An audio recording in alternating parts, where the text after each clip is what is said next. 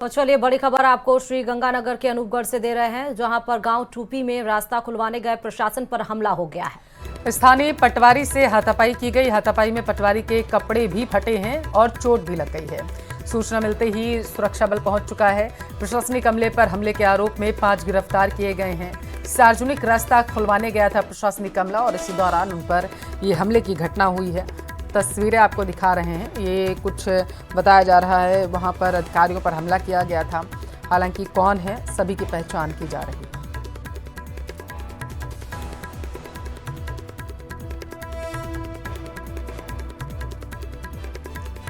तो प्रशासनिक हमले पर इसके ऊपर 5 लोगों के ऊपर ये आरोप था, उनकी गिरफ्तारी की गई है। तस्वीरें आप देख रहे हैं उन 5 लोगों की। स्थानीय पटवारी से हाथापाई की गई है। हाथापाई में पटवारी के कपड़े भी फटे हैं, उनको चोट भी आई है। सूचना पर अतिरिक्त सुरक्षा बल और पहुंचा है और स्थिति को संभाला गया है। गांव टूपी में रास्ता खुलवाने के लिए जो अधिकारी गए थे, उनके ऊपर प्रशासन जो गया था उसके ऊपर हमला किया गया है। 5 लोगों की गिरफ्तारी अब इसमें हो चुकी है। प्रशासनिक हमले में गांव टूपी में रास्ता खुलवाने गए प्रशासन पर हमला। पटवारी के कपड़े भी फटे, उनको चोट भी आई। 5 लोगों को गिरफ्तार भी किया गया है और सुरक्षा बल मौके पर पहुंचा ताकि स्थिति को काबू में किया जा सके। तस्वीरें आपके सामने हैं उस समय की जब रास्ता खुलवाने गए प्रशासन पर हमला हुआ। ज्यादा जानकारी के साथ संवाददाता अशोक खबर पर जुड़ चुके हैं। अशोक, रास्ता खुलवाने गए प्रशासन पर हमले की खबर है, क्या जानकारी?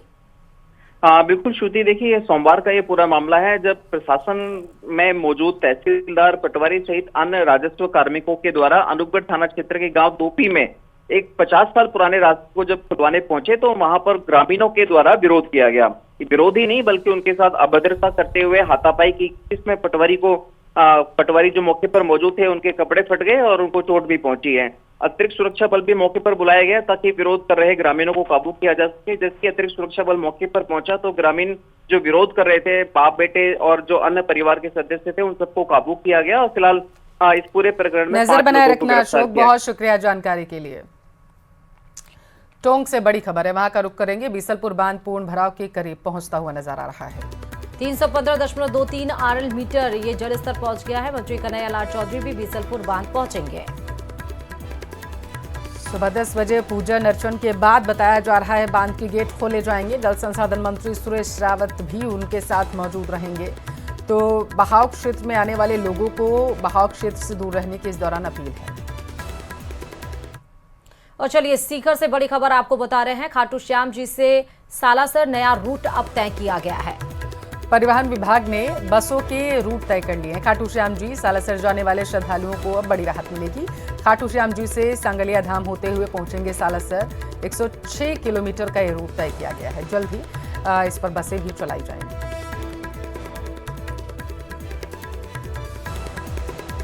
तो सीकर से ये बड़ी खबर है, जहां पर रूट तय किए गए हैं।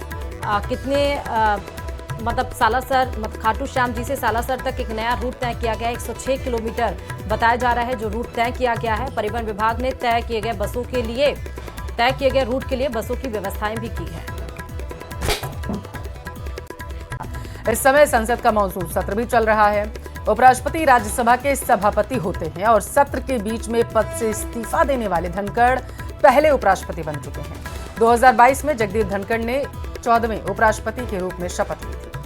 6 अगस्त 2022 को हुए उपराष्ट्रपति के चुनाव में धनखड़ ने विपक्ष की उम्मीदवार मार्गरेट अल्वा को हराया था और उनके इस्तीफे के बाद राज्यसभा के उपसभापति हरवंश नारायण सिंह चुनाव होने तक कामकाज संभालेंगे। चुनाव की प्रक्रिया 60 दिन के अंदर पूरी करनी होगी। चुनाव में लोकसभा और राज्यसभा के सभी सांसद वोट डालेंगे। तो 67A के तहत संविधान में जो आर्टिकल है उसके तहत उपराष्ट्रपति जगदीप धनखड़ ने राष्ट्रपति द्रौपदी मुर्मू को पत्र लिखा, उसमें आभार जताया सांसदों का और स्वास्थ्य का हवाला दिया। ज्यादा जानकारी के साथ संवाददाता विनीत इस खबर पर जुड़े हुए हैं।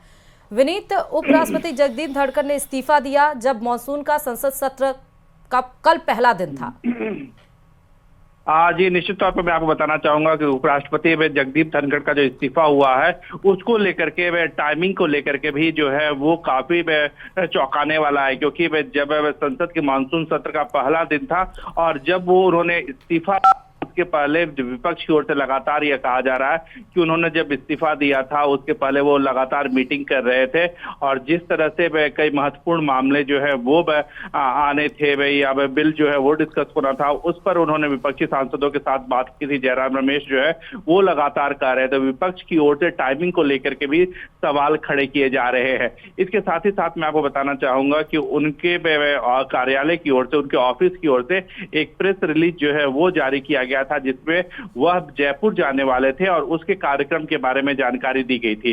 तो उसके बाद ही जो है वो हम देख सकते हैं कि देर में शाम या हम कह सकते हैं कि देर रात जो है वो उनका इस्तीफा जो है वो आया है। तो टाइमिंग को लेकर के विपक्ष जो है वो सवाल खड़ा कर रहा है। लेकिन यहाँ पर एक बात हमें यह भी समझनी चाहिए कि आज जो विपक्ष उपराष्ट्रपति जगदीप धनखड़ के इस्तीफे को लेकर के सवाल खड़ा कर रहा था, कभी उनके रवैये को वो तानाशाही भी बता रहा था, फिर कभी विपक्ष ने कोशिश की थी कि उन्हें हटाने का जो एक प्रस्ताव है वो भी लाया जाए, हालांकि उसमें सफलता नहीं हासिल हुई थी। लेकिन यहाँ पर यह महत्वपूर्ण है कि उपराष्ट्रपति ने स्वास्थ्य कारणों का हवाला देते हुए जो है वो इस्तीफा दे दिया है। अब क्योंकि उपराष्ट्रपति जो होते हैं वो राज्यसभा के ऑफिसियो सभापति भी होते हैं जिनके पास राज्यसभा के संचालन की जिम्मेदारी होती है, तो अब यह जिम्मेदारी जो है उपसभापति जो है हरिवंश के पास जाएगी। साथ ही साथ वहां पर सभापति पैनल होता है जो चेयर को समय समय पर संभालता है, तो यह पैनल भी जो है उसे संभालेगा। क्योंकि मानसून सत्र है, पहला ही दिन बीता था और इस तरह की घटना में हो गई है जिसमें उपराष्ट्रपति ने अपने स्वास्थ्य कारणों का हवाला देते हुए इस्तीफा दे दिया है। हालांकि विपक्ष को इसमें राजनीति में नजर आ रही है, लेकिन यहाँ पर जो कारण बताए गए हैं उसमें स्वास्थ्य कारण को में जो है वो बताया गया था। पिछले दिनों भी हमने देखा कि सीने में दर्द के कारण जो है वो एम्स में भी एडमिट हुए थे। बहुत शुक्रिया तमाम जानकारी देने के लिए।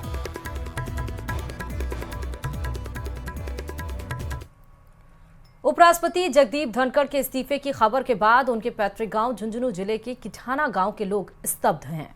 गांव के लोग एक दूसरे को फोन के जरिए इस्तीफे की अचानक मिली खबर को कंफर्म करने में लग गए थे।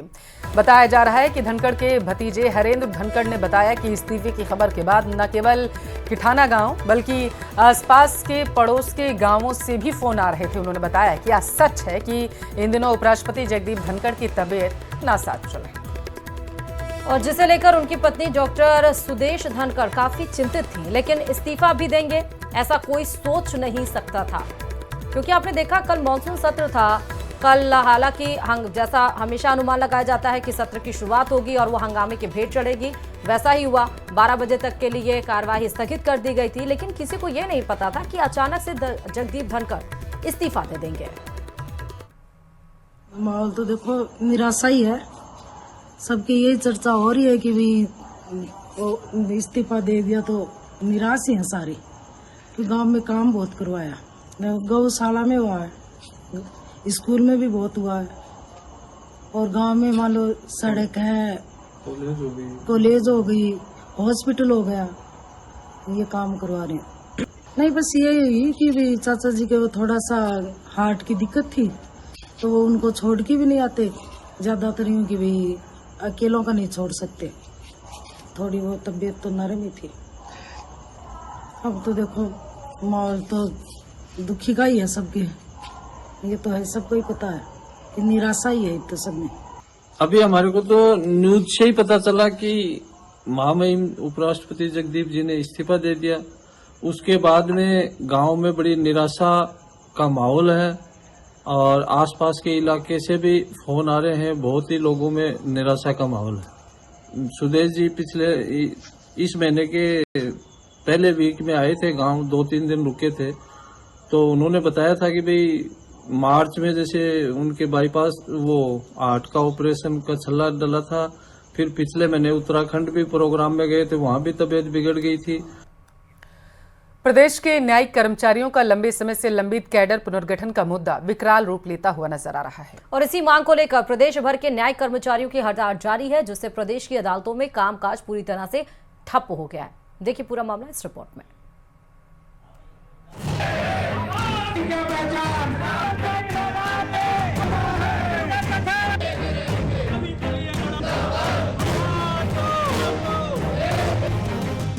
न्यायिक कर्मचारियों की हुंकार, कैडर पुनर्गठन की दरकार, सरकार जल्द करे समाधान, सड़क पर उतरे न्याय के रक्षक, मांगों को लेकर उमड़ा हुजूम।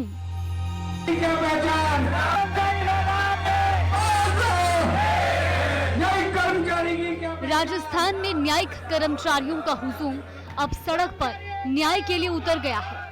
उच्च न्यायालय के आदेशानुसार अधीनस्थ न्यायालयों के मंत्रालयिक और आशुलिपिक संवर्ग का कैडर पुनर्गठन की मांग को लेकर विरोध का बिगुल फूंक दिया है। जगह जगह धरने प्रदर्शन, रैलियां और नारेबाजी की जा रही है।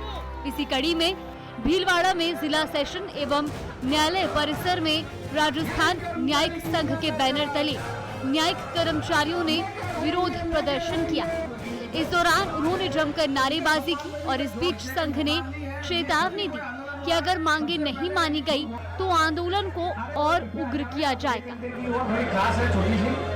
राज्य सरकार द्वारा न्यायिक कर्मचारियों के लिए पुनर्गठन लागू नहीं किया है। इसकी वजह से दिनांक 14 जुलाई 2025 से हमारे प्रदेश अध्यक्ष भूख हड़ताल पर बैठे हुए हैं और उसके पश्चात भी राज्य सरकार द्वारा पुनर्गठन के संबंध में कोई कार्रवाई नहीं की गई है। उधर दौसा में चौथे दिन भी न्यायिक कर्मचारियों का धरना जारी रहा। न्यायिक कर्मचारियों ने रैली निकालकर प्रदर्शन किया। संगठन के पदाधिकारियों ने कहा कि राज्य सरकार द्वारा उच्च न्यायालय के आदेशानुसार अधीनस्थ न्यायालयों के मंत्रालयिक और आशुलिपिक संवर्ग का कैडर पुनर्गठन नहीं करने से कर्मचारियों में रोष है। कोर्ट ने भी फुल बेंच ने ये अनुमोदित करके अनुशंसाएं करके स्टेट गवर्नमेंट को भेजा गया था, जिसकी पालना राज्य सरकार द्वारा आज तक नहीं की गई है। जो न्यायिक कर्मचारी हैं उनका पुनर्गठन अभी तक लागू नहीं हुआ है।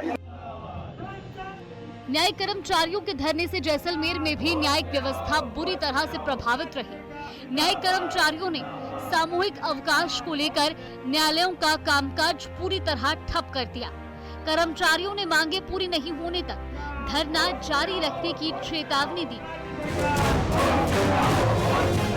2022 से कंटिन्यू सरकार ने अपने विभागों के सभी कर्मचारियों का पदों का पुनर्गठन कर दिया, वेतनमान दे दिया।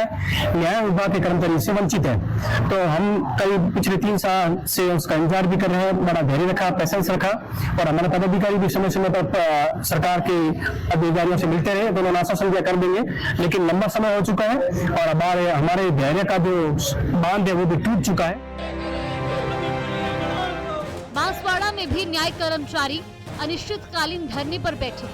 हड़ताल के तीसरे दिन कर्मचारियों ने कलेक्ट्रेट परिसर में कर्मचारियों ने रैली निकाली और मांग पूरी न होने तक सामूहिक अवकाश की बात कही। न्यायिक कर्मचारी गण है, न्यायिक कर्मचारी गणों के लिए पुनर्गठन का जो आदेश हुआ था पदों का, उसके ऊपर सरकार ने पालना नहीं की गई। लंबे 2 साल से इस मांग को लेकर चल रहे हैं। सरकार के पास प्रस्ताव भी गया राजस्थान हाईकोर्ट का, उसके बावजूद भी राज्य सरकार इसके ऊपर कोई पालना नहीं कर रही है। उसके विरोध में ये रैली निकाली गई है। सभी कर्मचारी गण सामूहिक अवकाश पर हैं। उदयपुर में जिला न्यायिक कर्मचारी संघ की 5वें दिन भी हड़ताल जारी रही। कैडर पुनर्गठन की मांग को लेकर पिछले कई दिनों से कोर्ट परिसर में धरने पर बैठे न्यायिक कर्मचारी कलेक्ट्रेट पहुंचे और जमकर नारेबाजी की।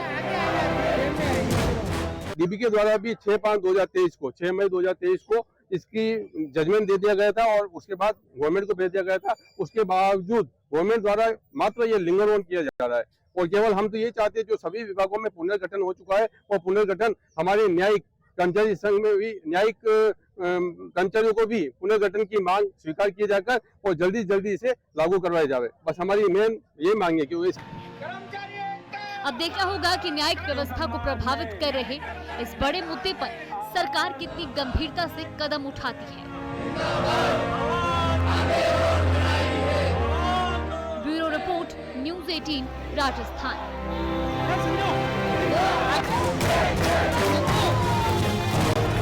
करेंगे। बताया जा रहा है 2 कारों के बीच वहां पर टक्कर हुई है, 5 लोगों ने जान गंवाई। 4 लोगों की मौके पर ही मौत बताई जा रही है। 5 गंभीर घायलों को पीबीएम ट्रामा सेंटर रेफर किया गया है। एक ने रास्ते में दम तोड़ दिया है। मृतकों का आंकड़ा 5 हो गया है। देखिए, इस वक्त की बड़ी और दुखद खबर है। नेशनल हाईवे 11 की ये घटना, जयपुर रोड पर हादसा हुआ। दोनों कारों के परखच्चे उड़ गए। हादसा इतना भयंकर था, ऐसी जानकारी निकलकर सामने आई है। गाड़ियों को काटकर शव बाहर निकाले गए ताकि उन्हें मोर्चे में रखवाया जा सके और पोस्टमार्टम किया जा सके। ज्यादा जानकारी के साथ संवाददाता विक्रम इस खबर पर जुड़े हुए हैं। विक्रम, भीषण हादसा ये, क्या कुछ जानकारी? ये देखिए, निश्चित रूप से ये बड़ा भीषण एक सड़क हादसा हुआ है जिसमें 5 लोगों ने अपनी जान गंवा दी है।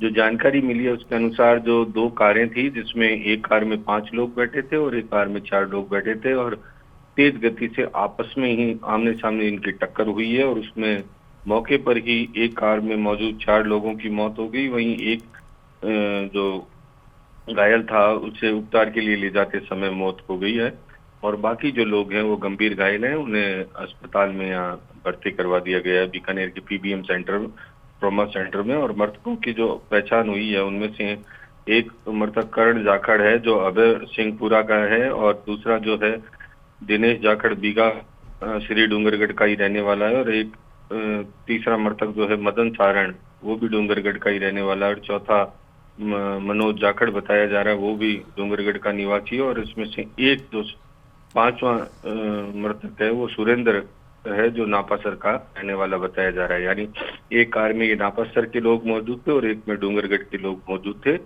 और फिलहाल जो है समाज सेवी संस्थाओं ने और पुलिस ने क्रेन की मदद से इन दोनों ही गाड़ियों को तोड़कर और इनको शवों को बाहर निकलवाया है, और सभी को इलाज के लिए वहां पर अस्पताल में भेजा गया है। और रास्ता, क्योंकि देर रात की घटना थी लेकिन काफी समय विक्रम, हादसे की वजह क्या रही है? तेज गति थी या कोई अन्य कारण? देखिए, वो तो अब जांच में सामने आएगा। फिलहाल जो बताया जा रहा है उसमें यह है कि आमने सामने इन दोनों ही कारों की टक्कर हुई है। निश्चित रूप से गति ज्यादा ही होगी तभी ये हादसा हुआ है। क्यों इतना बड़ा, जिस तरीके से ये कारों के परखच्चे उड़े हैं उससे तो यही लग रहा है कि दोनों ही गाड़ियां तेज रफ्तार में थी और ओवरटेक करते हुए भी टकरा सकती है, और लेकिन ये आमने सामने टकराई है। वो तो जांच में सामने आएगा कि क्या पूरा। ठीक है विक्रम, बहुत शुक्रिया तमाम जानकारी देने के लिए।